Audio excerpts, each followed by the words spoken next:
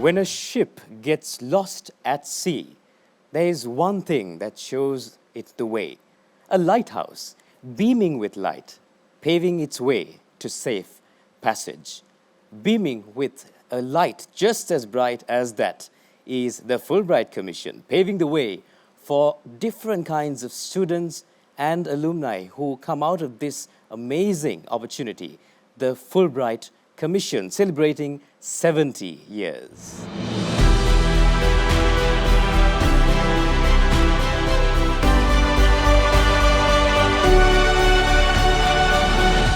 And of course, most of you might not know what the Fulbright Commission is. Some of you may know what this is, but maybe you might not know enough.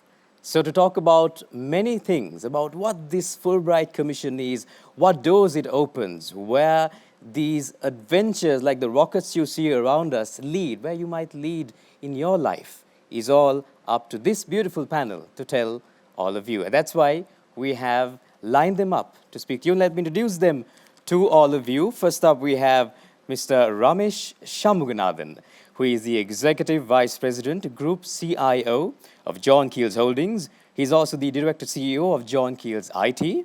He was a Fulbright Foreign Student Award winner in 1997 to 1999, and he also has a Master's in Computer Sciences, IT, and IT as well at the Rochester Institute of Technology, New York. A very warm welcome to you, Mr. Ramesh. Thank you. And up next, we have Ms. Sandarshi Gunawardena, Executive Director at the U.S.-Sri Lanka Fulbright Commission from the Commission itself.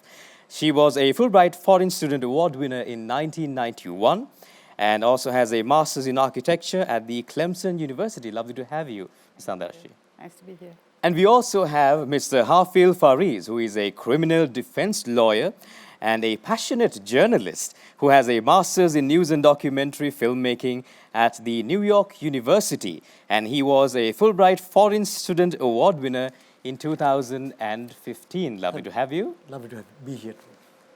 And finally, we have Charita Abiratna Hettiarachchi, who is the founder and CEO of Sarai Village and co-founder of Saraketa Lifestyle. She was a Foreign Student Award winner in 2010 and also has an MBA in Global Social Sustainable Enterprise at the Colorado State University. Welcome. Nice to be here. Thank you. All right. Well, a lot of these guests, you might have noticed, have very gracious titles. But where do these titles come from? What has the Fulbright Commission played in making you who you are today? And that is the story that we will deliver to all of you. So my first question is to Ms. Sandarshi. What is the Fulbright Commission? Because all of the viewers at home are waiting eagerly to know what is Fulbright. Ms. Sandarshi, please tell us in the shortest way possible, what it is in your heart. So the Fulbright program globally started in 1946. It was the vision of an individual by the name of Senator J. William Fulbright, who after World War II decided that instead of fighting wars, that we should invest some money into building bridges between people and nations. And that gave rise to the Fulbright program, which is an international awards program that is run in 160 different countries around the world. And in Sri Lanka, it was established in 1952 by the signing of an agreement between the governments of Sri Lanka and the United States, and hence the establishment of the Fulbright Commission that administers all these various Fulbright awards for Sri Lankan citizens and for US citizens. It's a mutual exchange program.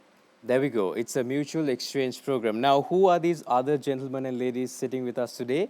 Also people who have gone through this experience. Am I right, Ms. Sandarshi? That's correct. Exactly. So let's speak a little bit to all of you as well. What is Fulbright to you? All of you are alumni of this beautiful program of exchange. You've, like these rockets themselves, you've traveled a lot, I'm sure. So please tell us, Mr. Ramesh, how is the Fulbright Commission in your perspective? What is it? Normally I kind of relate to the ad. If you drink a Red Bull, it gives you wings. But I guess in our case, Fulbright program is what gave us wings, right? I think, so to speak, if you look at, I think for many of us, I think we had dreams, but I think we were able to realize our dreams and pursue the aspirations because of this program. I think it was a phenomenal program which has given us kind of our ability to explore, right, and learn new things, appreciate diversity, and become a global citizen who could really kind of contribute to society. I think that's what I think I would look back and be proud about. What about in your eyes, Charita? What was the experience like? What is Fulbright to you? So when I first interacted with the Fulbright Commission, that was when I was working with Saraketa Organics. I was a co-founder of that company. And we had Fulbright specialists coming down to Sri Lanka to support with capacity building for local farmers and farmer families. So with that experience, we had certain experts that came down who spoke to me about this amazing new program that was there in Colorado State University called the Global Social Sustainable Enterprise. And so I was dreaming about that because I want to set up my own business as well. So then I found out about the Fulbright Commission and about the award scheme, and then I applied for it. And my first university option was Colorado State University and this program, and I managed to get it. So it completely changed everything because I came back and set up my own business, Sarai Village. That's how it was born. So I always appreciate and thank the Commission for giving me that opportunity to go out to another country and gain all the expertise and tools that I needed to come and actually set up my business. That's a very beautiful story, Charita, because from what I heard at least, I feel like your entire life's course sort of changed with the Fulbright Commission. Now, coming to Mr. Hafil, what about you? Where did was that a boost to your legal career when it comes to Fulbright? What is Fulbright to you, Mr. Hafil? Well, it was actually the greatest experience of my life, to take from what Ramesh and Charita said. So to speak, I was at New York University, at the heart of Manhattan, in the city of Manhattan, and in the belly of the beast, the cultural capital of the world. And during a time where a cultural revolution was happening across the globe, 2015, Trump was coming in, politically, it was a very volatile time. So I was right in between, and I was able to actually write reports from there. I covered the presidential election from Manhattan itself, whereas on one hand it was Trump's headquarters on the left and the Clinton headquarters on the right. I also studied literature with Salman Rushdie. So Salman Rushdie was my professor. I was in a class of 9 people, and Salman Rushdie, I studied literature under him. And traveled the world also. I used my Fulbright experience, actually the stipend that Fulbright gave, to travel to far off places, including at the height of the insurgency, the ISIS terrorist insurgency. I went to Turkey and to the border of Turkey, which was in the heart of Syria, just near, actually on the border of Syria. Quite the adventure. Quite the adventure it was. So that was Fulbright experience in itself, was life changing to me. And it hasn't helped me, as I don't know whether it has helped me specifically as a criminal defense lawyer, but as a human being, of course, it has. Lovely. Thank you, Mr. Hafil. Ms. Sandachi, now we've spoken about the program. Let's get into the commission, which is celebrating 7 decades of being here in Sri Lanka. I think that's a very important thing. Now, why is the Fulbright Commission special, Ms. Sandachi, if I may ask you, and what is the Fulbright Commission in itself? Do tell us. So the Commission's mission follows what Senator Fulbright envisioned, bringing people together, bringing the people of the United States and people of Sri Lanka closer together. So that's a very, very special mission, particularly in this day and age when we need more understanding and building bridges between people and countries. And the awards that we give out, they are an array of awards: student awards, scholar awards, teacher awards, professional development awards.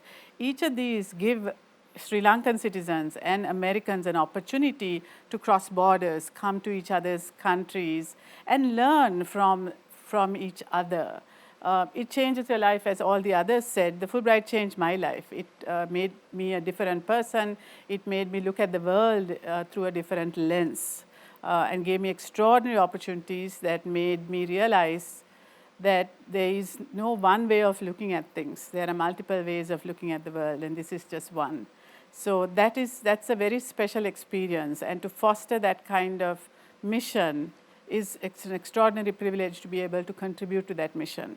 Speaking of not having one way to look at things, I want to ask you, is the awards of the Fulbright the only thing that is happening at Fulbright? What else happens? No, we do other things as well. We administer a number of awards, different types of exchange awards, mutual exchange awards for both US and Sri Lankan citizens.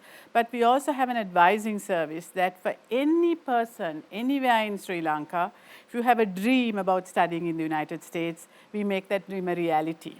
We provide you with resources, advice, and guidance to apply to US universities at any level of study. So from any part of Sri Lanka, accessing US higher education is our goal.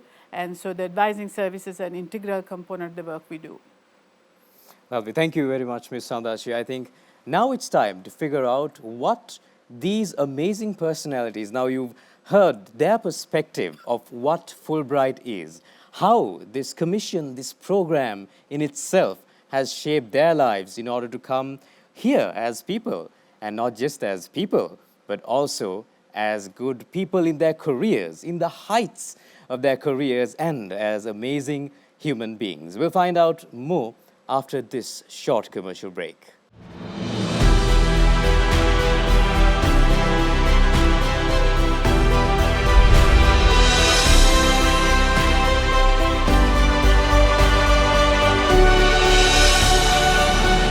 Welcome back to the show.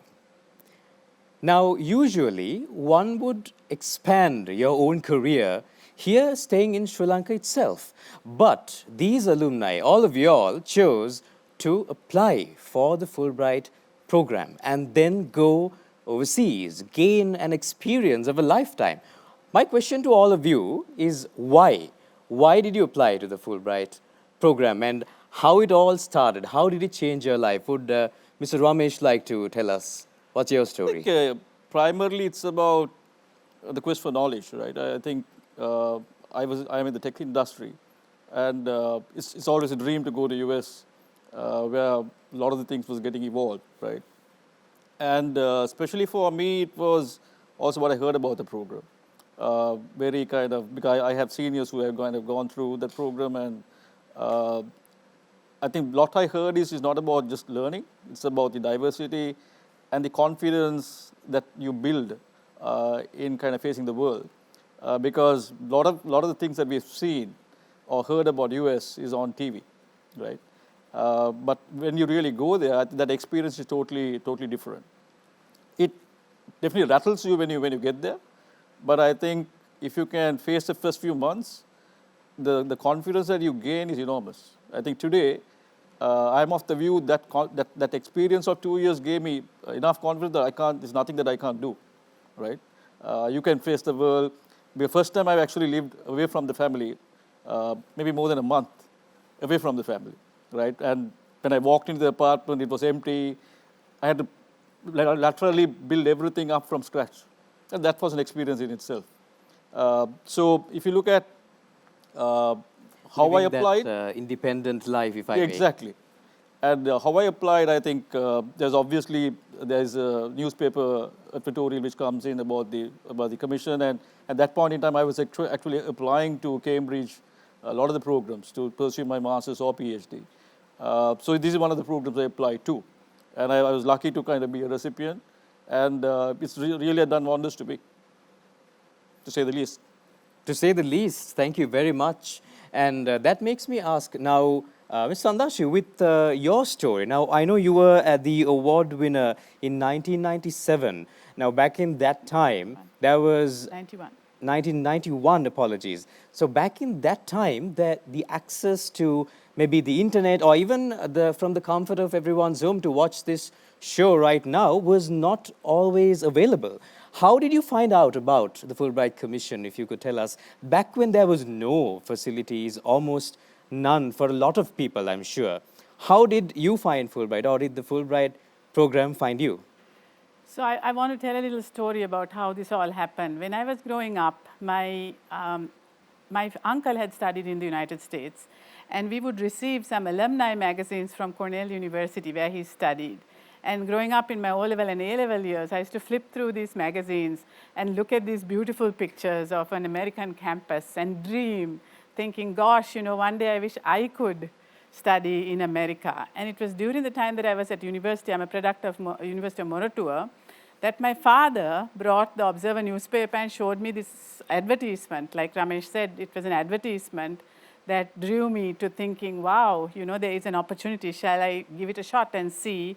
And I was extraordinarily lucky to have got an award. One of, I think all of us had like one of 3 or 4 awards for Sri Lanka at this time. And what a privilege it was to be able to be chosen from very competitive selection process to study in the United States. So that was the way I discovered Fulbright. And what happened to you after that? Who were you before and after Fulbright? How did you end up being in the commission itself, actually? That's the question. So that also is a very interesting story. I think of my engagement in this field of international education as very serendipitous. So I went on a Fulbright. I'm trained as an architect. When I came back to Sri Lanka, I also had the opportunity to dabble a little bit with the Fulbright Commission to help out with some of the Fulbright alumni activities and also educational advising. And then there was a moment in my life that I returned to the United States many years later as an immigrant. And I thought, I will dabble with this. I did this in Sri Lanka. I did architecture on the side, and why don't I just dabble with this for a couple of years just to see what it's like stateside. Never thought for a moment that I'd be sucked up into a second career in international education, working in academia for 10 years, in the US federal government running an exchange program for 10 years, and then getting this fantastic opportunity to come back to Sri Lanka full circle to run a program that connects my native country and my adopted country, and I just couldn't say no to it. So here I am at the helm of the commission, helping a program that is very close to my heart. At the helm of the commission itself, it's a very beautiful story, I must say, Ms. Andashi. Thank you for telling us about it. I think it's with that story that it brings it light. These stories of Fulbright, yours, the alumni here, the alumni maybe at home, at the comfort of your homes today, watching your own colleagues talking here today. You might be revisiting your memories as well. Speaking of revisiting memories, Mr. Hafil, what about you? What made you prone to start or approach the Fulbright Commission, the program? What is your story over there? So I share the same passion of going to the US and studying. But what happened to me was there was a reverse. I actually applied to an Ivy League and I got into that university, which gave me a partial scholarship. So I didn't get my full scholarship and I couldn't afford the rest of the funding. So then I was told to go to the Fulbright Commission and speak to them, and that they would try and find me other funding for university. And be that as it may, it moved on, and then I was told to apply for the Fulbright that year, and I ended up being a recipient of the Fulbright. So I didn't end up going to the Ivy, but I ended up having a much better program because Fulbright gave me 2 years, whereas the other university was a year program, also in New York, but Fulbright gave me a much more round, comprehensive program at NYU. So it's been, like I told you earlier, it's been the greatest experience of my life. And your story, Mr. Hafil, if I may, it's a story of chance. You wanted to, and there was an opportunity, and you sort of went to it. But then at the same time, you also had a lot of adventure follow it, like you said, with your experience, isn't it? Oh yes, of course. The 2 years there actually allowed me, as much as it was to be able to be in the heart of New York City, where this whole cultural and political revolution was happening, I also used that to that stipend that Fulbright gave me. Actually, I saved money, and I traveled the world. I went to places like Israel, Palestine, in the heart of the conflict. So the Abrahamic Mosque, I remember being able to. I went. So the Abrahamic Mosque in Hebron is the heart of this conflict, this whole Israel-Palestine, one of the places. So the mosque is the mosque is actually, and the synagogue is divided into two: the Jews on one side and the Muslims on the other. and no Muslim can visit the other side and no Jew can come to this side. It's partition. And I was able to go to both sides. I used my NYU ID, I spoke to the IDF soldiers, and I went to both sides. And so those experiences and all were necessarily as a result of me winning the Fulbright or being a recipient of the Fulbright. Just like the tiny rockets I'm sure everyone sees all around us, it's that experience of going through, it's as if portaling through into another world itself, wasn't it, for all of you, I'm sure.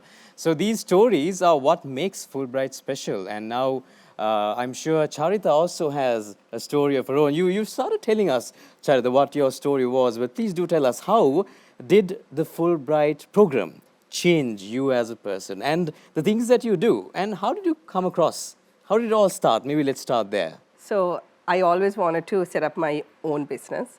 So I was dabbling with different things, and then we started up Saraketh Organics, and that was all about sustainability, and then wanting to make sure that the business is triple bottom line aligned. So that I did with my husband, but then I wanted to have something of my own. So I was trying to see, okay, apart from agriculture, what else can we do in Sri Lanka that will really, give some value back to the country. So while doing that, I met a foreign student who again came through the Fulbright Commission to work with us. And he studied Global Social Sustainable Enterprise, a really amazing green MBA that was in Colorado State University. So then I knew about this Fulbright scholarship scheme. I had heard about it. So I said, I'm going to apply for this. And that application is very long. It's a very long application. And then but then it's very comprehensive because you can write everything that you have done and your experiences and all of that. So we did that. I filled that in. I remember crying one night also because it was so long, and I'm like, okay, do I have to write this whole thing? But then I finished it. I did it. And the funniest thing is I went and handed that over 5 minutes before the deadline. It was like, I think 5 o'clock, 4:55, I was at the gate and I gave it in. And I'm so happy that I managed to get through. But it's a very comprehensive, very competitive process. And it's amazing to be selected as one of, Sri Lanka's only, that year we had, I think, 4 candidates that went through. And I'm really proud to have been selected as one. That's amazing, Charita. Thank you very much. And like she said, it's not an easy process, but for those who do get chosen, get through, it's an experience in itself. It's an experience just by trying to apply, isn't it, Ms. Sandashi? Because I think that how complicated, not complicated, I think isn't the word. I think how extremely well built the process of applying is what helps gain the best of the best and forges, even someone trying to apply, that this is something that I have to live up to, isn't it, Ms. Sandashi? So my question, I'm leading up to a question, of course, with this. Where does this respect come from? Because I know that the Fulbright Commission is well respected. A lot of people know about it. There's a lot of prestige behind the brand itself. One, where does this prestige come from? Is it because with 7 decades of thousands of alumni, or in your eyes, what is so different about the Fulbright program for anyone else who's watching? So the Fulbright program is more than an award to get a degree or a qualification or to teach or do research or gain some professional development experience. The Fulbright Award is taking individuals who will also be ambassadors of exchange, both Americans and Sri Lankans, and coming and immersing in a culture and sharing and taking back experiences about each country and informing their family, their village, their colleagues, their universities, and keeping those connections and forging and forming and continuing to have connections throughout their life. I'll tell you, and all of these other alumni can speak, when you are a Fulbright alum, you are Fulbright alum for life. We are part of 500,000 alumni across the world in 160 different countries. We belong to a group of people who are amazing. The Fulbright program, the global program, has created 41 current and former heads of state. Okay? 62 people who have got Nobel prizes belong to this Fulbright alumni group, and many other awards. And even if you haven't got an award, each of our Sri Lankan alumni, when I look at their profiles, I'm in awe at the type of things that they have done throughout their life. From 1952, when I look back at the many people who have got an award, I'm just in awe, incredibly proud of the work that they have done. Just look at the folks around us here, multiply this now by 2,000 alumni who have come and gone from Sri Lanka. It's a program that has had a lasting connection between the two countries, forged these connections that have had lasting impact, and will continue to have a lasting impact in the years ahead. Now, that brings me to a very important question, Ms. Anashri. Now, when it comes to this, you said ambassadors of exchange, I believe, a very powerful word now. This binational aspect is something that a lot of people tend to forget when it comes to the Fulbright program. So my question to you, Ms. Anashri, is now from the Commission side. Now, it's not just Sri Lankans leaving to America, it's also Americans coming and experiencing us as a country itself. So how important is that side of it? Now, we've spoken about all of you, amazing ladies and gentlemen, but what about the experience that the Americans get? What is it like for them? Of course, you would know. And with that experience, how does it strengthen the Commission and the program itself? How do you build upon it with this exchange, maybe? What is the importance of them coming here? So, Sandra, I want to touch on that binational commission flavor of the program. So there are only 49 commissions in the world, even though the program is run in 160 different countries. And we're extraordinarily fortunate to have a commission in Sri Lanka because it is truly a binational commission. It's governed by a binational board of directors. And bringing that US and Sri Lanka flavor into the program and maintaining it, every part of the work we do is very important. In addition to the binational flavor, having diversity, equity, and in the program, where we send students, where we bring students from, the type of people who apply for our award is also extraordinarily important.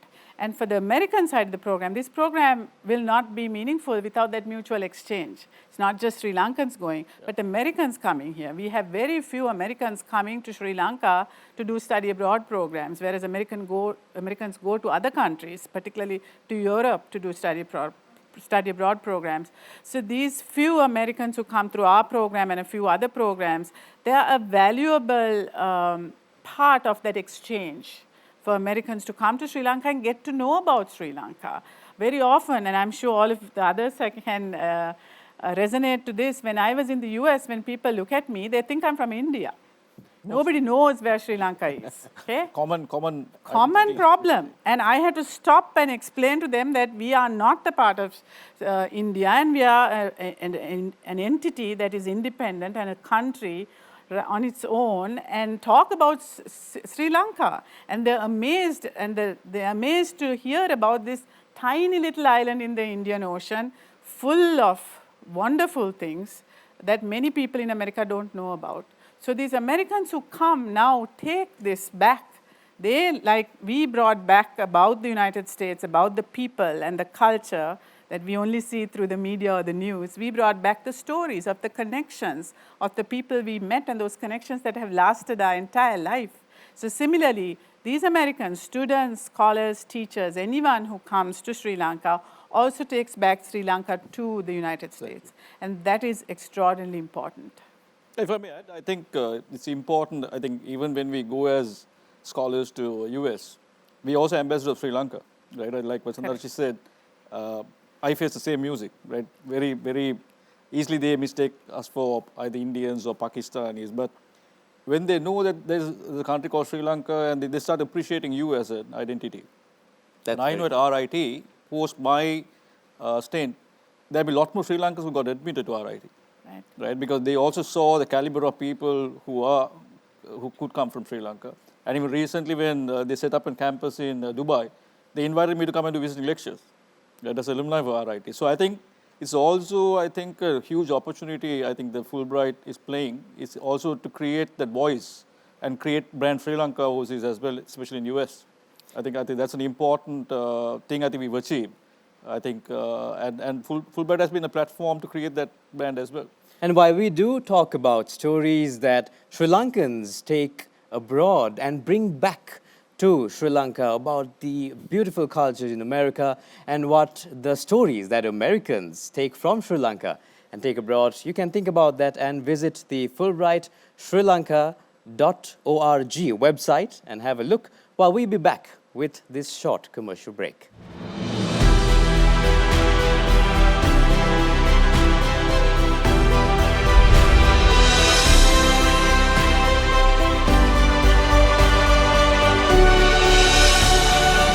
We're back after that short commercial break. We are celebrating 70 years of the Fulbright Commission. Now, as we were talking to the alumni, we had a lot of interesting stories about why they chose Fulbright. But now I'd like to hear some stories from all of you about some stories that happened on the sidelines of Fulbright. I think, would Mr. Ramesh care to share some fun stories that you've had a memory that you brought back home from the US that you still cherish from back then, maybe? I think for me, it's probably the Thanksgiving and the Halloweens of, I think, which was new to us when we kind of went there. Because it's kind of, I think, two events which kind of really overpowers you in terms of kind of going beyond your family's friends, that you get invited over by your professor. So I think it's that cultural diversity, I think, which I appreciated. Today, I still cherish the friendship that I built with my professors, because I remember I had a Jewish boss when I was doing my stint during my thesis. So when I went and actually told him that I'm going back to Sri Lanka, he actually blew a fuse. He said, "What? You're trying to go back to Sri Lanka? Are they paying you guys more than what I pay you?" I said, "It's not about the pay, because I think I love my country, I want to go back." So I think it's that kind of bondage that we kind of built. I think today, even when this crisis was happening, he used to message me, "Are you fine?" So I think that bondage that you kind of have created, though it's 25 years back. And they understand it as well. Exactly. And I think that's the kind of thing that I cherish. Today, even when I go back to US, I look them up, we meet, they'll find time to party, at least to have a few drinks. I think it's beyond just having a kind of I spent a couple of years. It's a lifelong kind of relationship that we got to establish. That's amazing, Mr. Ramesh. What about you, Mr. Hafil? What was your journey like? Of course, you've told us quite a lot now in itself with your amazing adventures across, I think, all over the country and the world. But what are some lighthearted stories that you have? Stories that happened on the sidelines of the program? The stories are very, very numerous. Some can be told, some can't be. But from those that can be told, for me, one memory was I met this guy, Ryan, he's blue-eyed, blonde-haired white boy in Cooper Square, like on a park, on a bench. And you'd think, he's the epitome of what America is. He's the epitome of everything that America is. But he was an absolute leftist. So there was a conundrum, his politics were very left-oriented. We met for the first time over, I was eating a meal and he was smoking a cigarette. I actually wrote about him also, to the Daily Mirror when I was writing at that time. And his politics were leftist. And I remember, when we were discussing all of this, the many nights after that and many days after that, we became very close friends and we're friends to this day. He was saying we're discussing all of this from the belly of the beast, referring to New York, Manhattan being like the capital financial city of the world. So those and like Ramesh said, the friendships that we created, the friends, one of them have actually come here, visited Sri Lanka, one of my close friends from university. We still keep in touch with all the professors, all our classmates. We're still very much in touch and very much a part of that same unit that we were at that time. It's all bonds and connections that you keep on going for, I think, generations. Beautiful stories, aren't they? What do you think? Well, Ms. Sandashiv, I'd like to come to you too now. Of course, you have, you said, adopted country to the US, which is, that in itself shows that you do have a bigger story there. So do tell us a little bit of maybe a story or two of what What held your heart there on the sidelines of when you were an alumni, before you became an alumni, rather? So my master's degree under the Fulbright, I studied in a southern university. The United States is huge, and each of the regions has its own culture, almost like their own little country even. So South Carolina, where I studied, was very unique. The people are extraordinarily friendly, and the connections I formed there and the friends I have still are very good friends to this day. Not just the university students, the faculty, people in the community. Southern culture is very, very friendly. I remember when I first started studying at Clemson, I was walking down the university street, first few weeks on the campus, and everyone stops and say, "Hi, how are you doing?"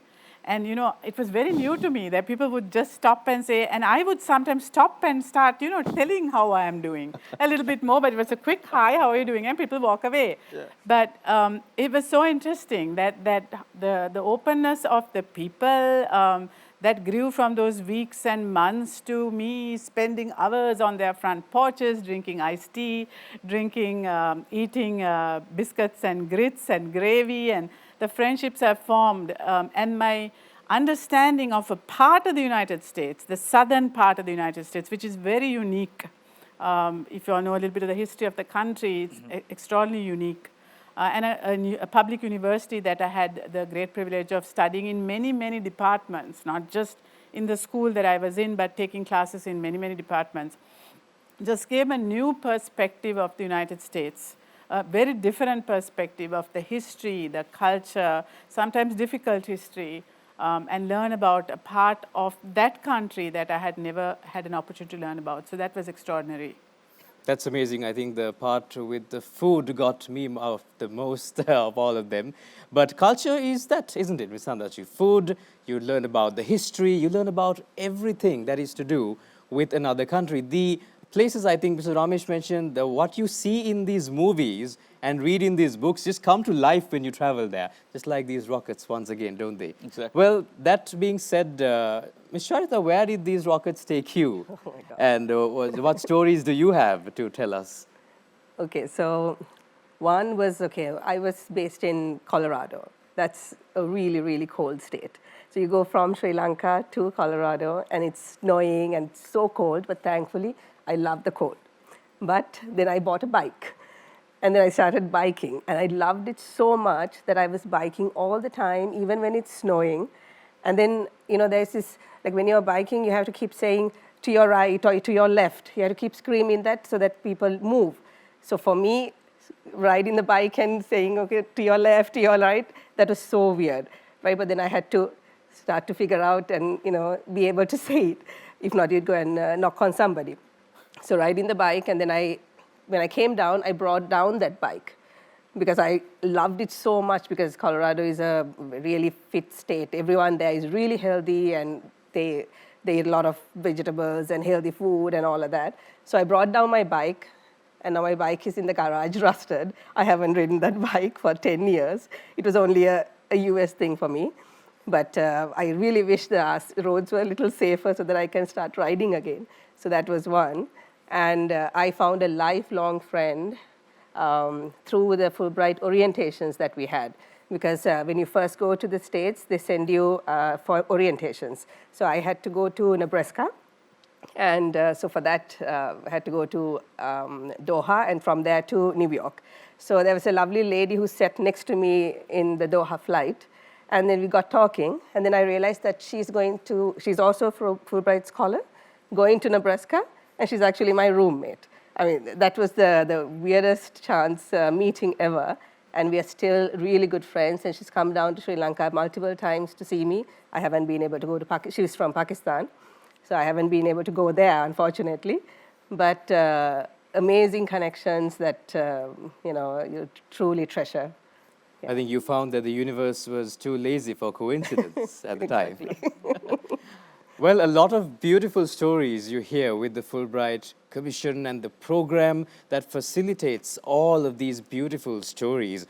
Something that we saw was that wherever you go, these horizons come to you, these names and places that you see, and hereabout only just come to life with this opportunity where you get to bond with another country itself, a bond that will, as you've seen, last a lifetime. Now, speaking of bonds that last a lifetime, I must say that all of this is connected with education, isn't it? From the 14th to the 18th of November is the International Week of Education, the same week, Ms. Sandachi, that the Fulbright Commission celebrates the 70th anniversary, 7 decades of cultural exchange, of educational exchange, of, I would say, humanity itself.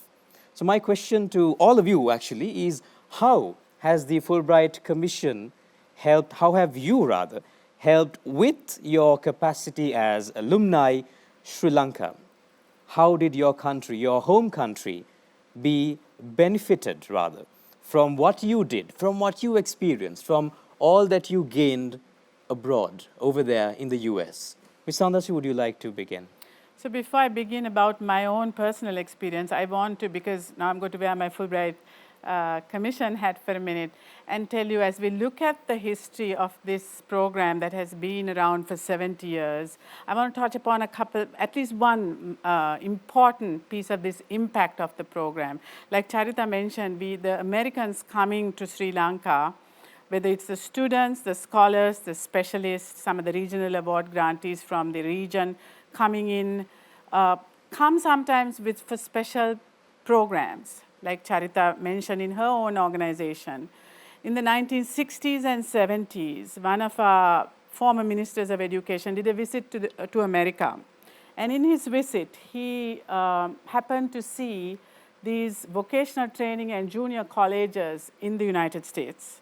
And when he came back, the Fulbright Commission was instrumental in bringing, right after his visit, in 4 consecutive years, Fulbright scholars, specialists, who came and built the junior colleges in Sri Lanka, which has now evolved into the vocational training institutes. So these faculty members came, some were here for a few months, some were here for even years, building curriculum, creating programs, creating the structure, like student services, as a part of a vocational training or a junior college, or the curriculum for a junior college.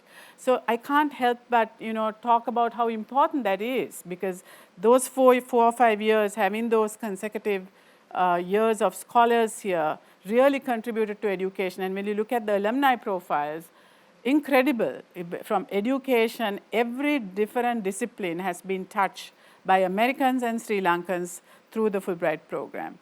And in terms of my own contributions to, I wouldn't be here, sitting here talking about the Fulbright Commission if not for me getting a Fulbright Award. That was a life-changing experience. And I remember my late father, as he dropped me off at the airport to say goodbye to me, I remember these words. He said, "This is not just a scholarship to get a degree. This is an opportunity to make a difference." And I have held on to that throughout my life, because the Fulbright did make a difference in my life, and I have, in every time I worked, whether it's in the US or here, looked at the Fulbright program as the vehicle that helped me make that difference. And I hope that I can make the difference in Sri Lanka at the Commission as well. And what I want to say is, Fulbright grantees, these 1,000-some Sri Lankans who have gone through the program, they came back. They have to come back. The Fulbright program has a requirement that you have to be in Sri Lanka for a certain number of years. It's embedded into the exchange program that we run. But the world is a different place now, and people take flights and go off to different parts of the world. Some of our alumni, many are here, but some are in other places, in other countries, back in the United States. But the world is in a place now with this concept of repatriation. You can give back to Sri Lanka from anywhere in the world, and I know that through my own personal experience. So it's the programs like this, I feel, have to be an opportunity for us here in Sri Lanka to think about how do we make Sri Lanka ready for this extraordinary group of individuals who go out there, get knowledge, training, and fabulous experiences. How do we make Sri Lanka ready to absorb and sustain this wonderful human capital, expertise, and capacity back in Sri Lanka. All of us have done it in various ways. If you don't mind me interrupting, Sandashi, it's as if the program itself is a solution to brain drain. It is absolutely, if we do it the right way and we sustain a mechanism of bringing back that expertise to Sri Lanka, you can go anywhere in the world but still have a way of contributing back to Sri Lanka. And I think all of us speak to that and how each of us did it in a different way and how that can be envisioned, not just through a program like this, but any program that has a study abroad component. How does a country get ready for a wonderful group of individuals who go off to study around the globe to bring back those expertise to Sri Lanka? This is an opportunity to make a difference. That's what you were told, and that's what you've carried on, and that is also what I believe all of you found. What is the difference that you made, Mr. Ramesh? What is it that you had the opportunity to give back? It's more about not the difference that I made, but I guess it's about being part of a society that where you come back and integrate into. How were we able to uplift that society? I'm just saying, right? So if you ran 100 meters in Sri Lanka, your timing would be different. If you ran 100 meters in US, it will be different. But if you're forced to go and run 100 meters in US, you got to improve your timing. And when you come back and you compete here, you obviously set a benchmark which everyone has to compete against, right? I think that's what Fulbright program does, right? It really kind of takes your benchmark to a different league. So when you come back and integrate, you will always push to kind of uplift that benchmark, right? I think that's what I did from a technological point of view when I joined John Keel's, even today, right?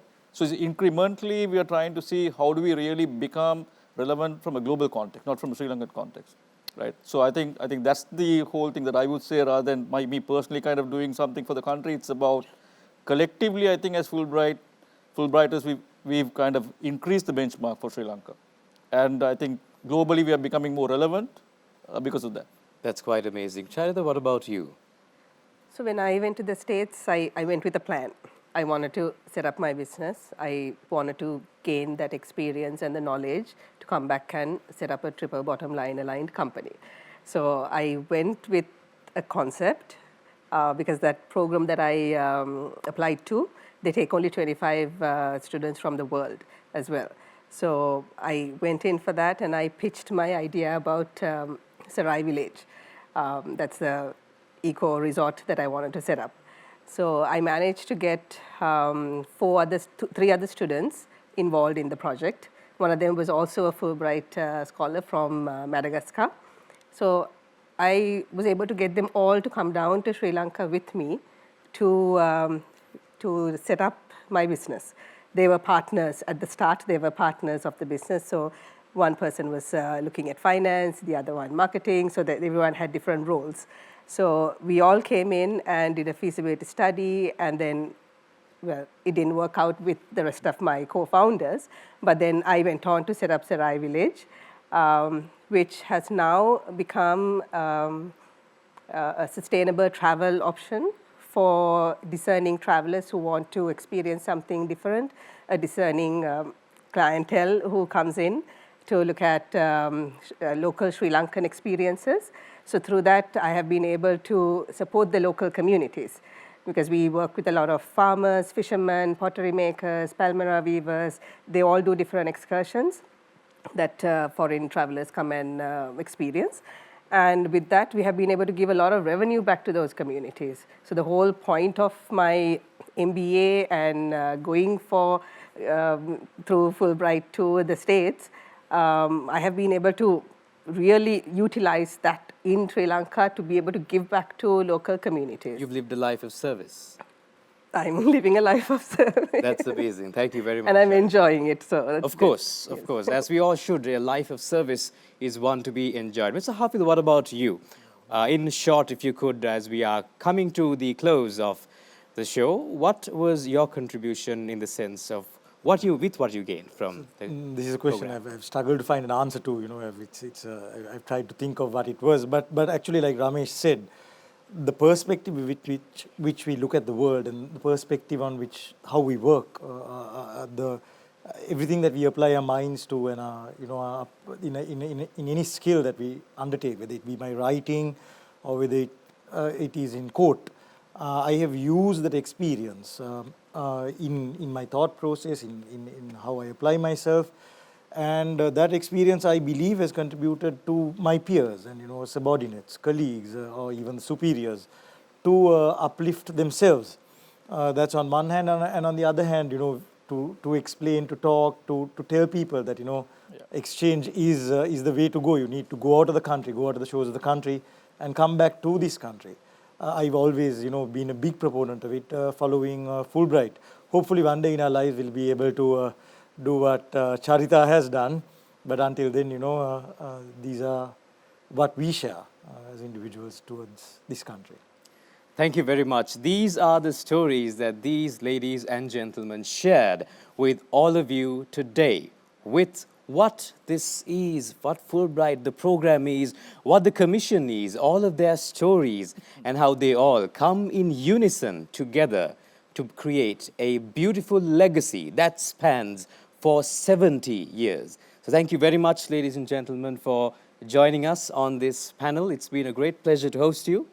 And with that, we know that Sri Lanka is going through a lot of grave times, tough times, for you, for me, for all of us.